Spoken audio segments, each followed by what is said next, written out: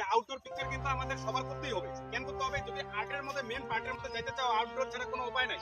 ওই ঘরে বসে আর্ট মোবাইল দিকে করলাম অতটুকু সীমিত না। আর্ট আর্ট হচ্ছে মানে ইন্ডিপেন্ডেন্স, একদম ছাড়া গরুর মতন। ঠিক আছে, মানে ওই ঘরের ভিতরে খালি আর্ট করলাম অতটুকু সমাপ্ত না। ঠিক আছে, যখনই একটা মানুষ বাইরের ভিউজ নিতে পারবে, যখন একটা ছবি যেরকম এটা ন্যাচারাল দৃশ্য, ঠিক আছে, প্রাকৃতিক দৃশ্য, যেটা অরিজিনালি আমি চোখে দেখছি, এই ছবিটাকে যখন তোমরা ওয়াটার কালার বা তোমরা মেজারমেন্টে দেখতেছো, অতটুকু পিকচার যখন তোমরা উঠাইতে পারবা, ওইটাকে বলে ন্যাচারাল। তোমরা হ্যাঁ একজন প্রকৃত আর্টিস্ট। যারা আউটডোর পিকচার করে নাই আর যারা আউটডোর পিকচার করছে, তাদের মধ্যে আর্টিস্টের মধ্যে বহুত রাত দিন তফাৎ।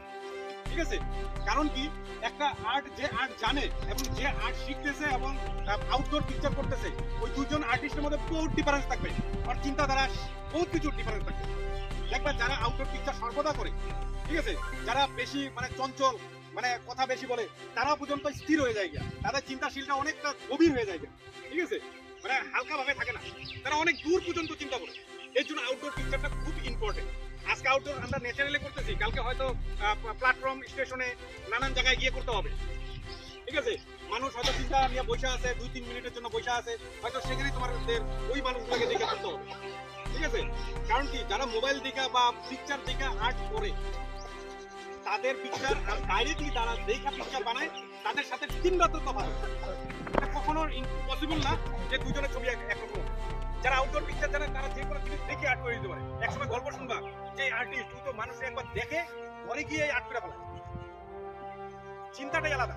তার মানে তার মেমোরি পাওয়ারটা যে থাকে না, সে বৈশা গেল গিয়া, যে জিনিসটা ঘরে দেখে আসছে বা বাইরে দেখে আসছে, সে ঘরে গিয়ে আর্ট করে ফেলবে। আমার একটা থিঙ্কিং ছিল, আমি প্রত্যেকদিন রাত্রেবেলা কিছু না কিছু একটা স্বপ্ন দেখতাম, পরের দিন সকালবেলায় আমি খাতার মধ্যে আর্ট করে রাখতাম।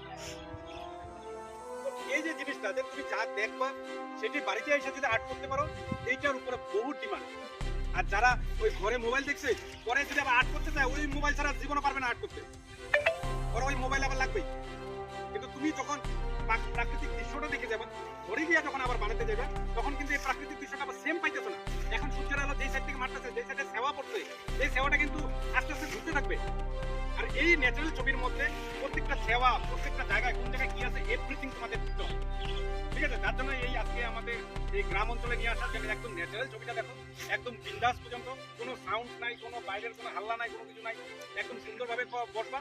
এখন তোমাদের একটা নির্দিষ্ট একটা আমি জায়গা দেখাই দিব, কোন জায়গায় পয়সা পিকচার আনবো। ঠিক আছে, তো এই ন্যাচারাল জিনিসটাকে আনতে লাগবে।